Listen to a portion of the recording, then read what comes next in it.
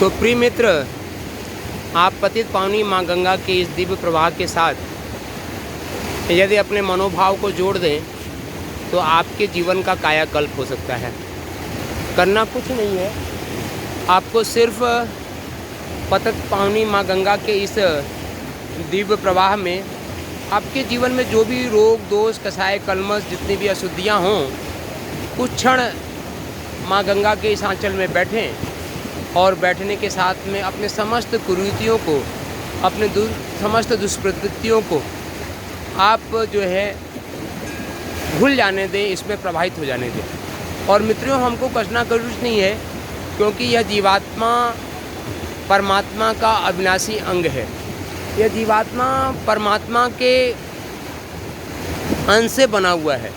बस इस संसार के संपर्क में आने से हमारे चारों तरफ लोभ, मोह, क्रोध, काम, तृष्णा, इन सब की जो एक मैली चादर हमारे आत्मा पे चढ़ चुकी है, सिर्फ हमको उन्हीं को साफ करना है।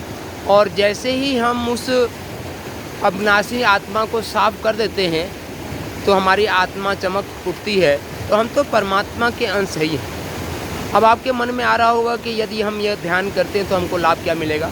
मित्रों, जैसे ही आपके आत्मा के ऊपर जो कसाय कलमश है, जो रोग दोष है, जो दुष्चिंतन दुष्प्रवृत्तियाँ हैं, यदि उनका शोधन हो जाए तो आपके अंदर एक असीम शक्ति और सामर्थ्य का जागरण हो जाता है। वह असीम शक्ति और सामर्थ्य आपके जीवन में किसी भी चीज़ के अभाव को नहीं रहने देता। आपका जीवन आनंद से भर जाता है। सर्वतो भावेन यदि आप इस ध्यान साधना को करते हैं तो जो हमारे शास्त्रों में लिखा हुआ कि जो इच्छा करिहो मन माहि प्रभु प्रताप कछ दुर्लभ नहीं। जो भी आप इच्छा करते हैं वे सभी भावनाएं, सभी आपकी प्रार्थनाएं, सभी कामनाएं, ये सभी की पूर्ति हो जाती है। बस एक बार आप पूरे विश्वास के साथ, पूरी श्रद्धा के साथ, पूरे निष्ठा के साथ, पूरे समर्पण के साथ, पूरे विसर्जन के साथ, पूरे विलय के साथ बस आप माँ के आंचल में आप बैठने का अभ्यास बनाइए। बस एक बार आप है। और हमारे निवेदन पे यदि आप 21 दिन तक इस नियमित ध्यान को करते हैं तो मैं भी विश्वास दिलाता हूँ कि आपके जीवन की सभी समस्याओं का समाधान हो जाएगा। आपके जीवन में सभी प्रकार से खुशियाँ आ जाएंगी। बस करना यही है कि आपके अपने जीवन में जो भी कमियां हों, जो भी दुष्प्रवृत्तियां हैं, जो भी कसाय कलमश हो, जो भी रोग दोष है, आप सब माँ गंगा के इस दिव्य प्रवाह को समर्पित कर दें। क्योंकि माँ गंगा का नाम ये पतित पावनी माँ गंगा, ये पतितों को पावन बनाती हैं। और जब पूरे भाव के साथ आप माँ गंगा के इस प्रवाह के साथ आप बैठेंगे तो मैं विश्वास करता हूँ कि आपको माँ गंगा पावन जरूर बनाएगी। बस मित्रों, कमी हमारे अपने प्रयास और पुरुषार्थ में होती है। माँ गंगा तो अनवरत प्रवाहित ही इसीलिए हो रही हैं कि यह लोक कल्याण कर सकें, लोगों के जीवन को निर्मल बना सकें, लोगों के जीवन को समृद्धि बना सकें। आप कल्पना कीजिए, माँ गंगा के किनारे जिन भी शहरों, जो भी शहर बसे हुए हैं, उनके अंदर कितनी समृद्धि होती है। माँ गंगा हर साल एक दिव्य प्रवाह लेके आती है और उनके जो है धराधाम को उर्वरा बना देती है। उसी तरीके से यदि हम माँ गंगा के आंचल में कुछ देर बैठते हैं तो क्यों ना इस शरीर रूपी मिट्टी, इस धरती, जो शरीर भगवान ने दिया है धरती के रूप में, इसको भी माँ उर्वरा बनाएगी।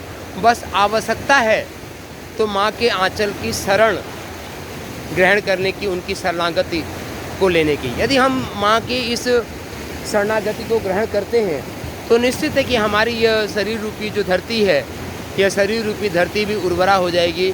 और जो इच्छा करिहो मन माहि प्रभु प्रताप कछ दुर्लभ नहीं। जो भी आप इच्छा करेंगे, जो भी संकल्पना करेंगे, वह संकल्पना आपकी अवश्यमेव पूर्ण होगी।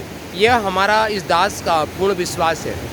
बस आवश्यकता है तो पूरी श्रद्धा और पूरी निष्ठा के साथ माँ के आंचल में बैठने मात्र की, बस उनके शरण ग्रहण करने की आवश्यकता है। और एक बार पूरे भावनाओं के साथ, पूरे समर्पण के साथ, पूरी निष्ठा के साथ आप बैठते हैं। मित्रों, इन शब्दों की बार बार हम पुनरावृत्ति कर रहे हैं कि हमारा हृदय, हमारा मन मस्तिष्क इतना कठोर हो चुका है, एक पत्थर की तरह, कि उस पर किसी भी भावनाओं का, किसी भी विचार का कोई असर नहीं करता। पर माँ गंगा का ये इतना तीव्र प्रवाह है कि यदि इसके किनारे बैठते हैं तो जितने भी पत्थर की तरह, चट्टान की तरह हमारा मन मस्तिष्क भले कठोर हो चुका है, हमारी भावनाएं निष्ठुर हो चुकी हों, पर माँ गंगा का ये सजल निर्मल प्रवाह हमारे हृदय की करुणा को भेद ही जाता है, और भेद जाने के साथ में हमारा हृदय सजल बन जाता है, हमारे मन मस्तिष्क विचार सुंदर पवित्र बन जाते हैं। और जब हमारे मन मस्तिष्क सुंदर सुदृढ़ बन जाते हैं, हमारे मन में, हमारे हृदय में एक निर्मल भावनाओं का जागरण हो जाता है, तो जीवन में फिर किसी चीज़ का अभाव नहीं होता है। मित्रों, हमारे अंदर आज हमारे भाव शुष्क हो चुके हैं, इसीलिए हम संसार में अभाव का दर्शन करते हैं। यदि हमारे अंतःकरण में हमारा भाव पूरी तरीके से सजल है, पूरी तरीके से हमारा भाव खिला हुआ है, तो कभी भी हमारे जीवन में अभाव नाम की कोई चीज़ नहीं है ना। सकल जग पदार्थ जग यही माई, कर्महीन नर पावत नहीं। तो हमारे अपनी भावनाओं में, हमारे अपने कर्म में ही दोष होता है, जिसके कारण से हमको ढेर सारी साधन सुविधाएं नहीं मिल पाती हैं।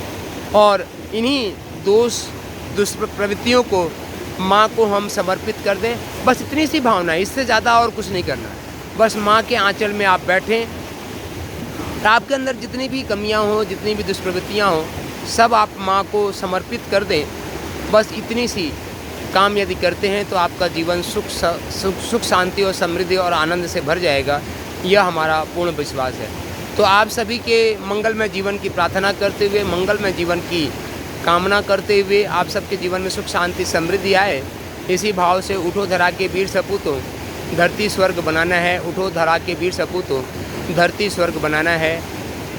आइए आप सबका जीवन सुखमय हो। शांत। शक्ति शंभु जय सिया राम, शक्ति शंभु जय सिया राम, शक्ति शंभु जय सिया राम।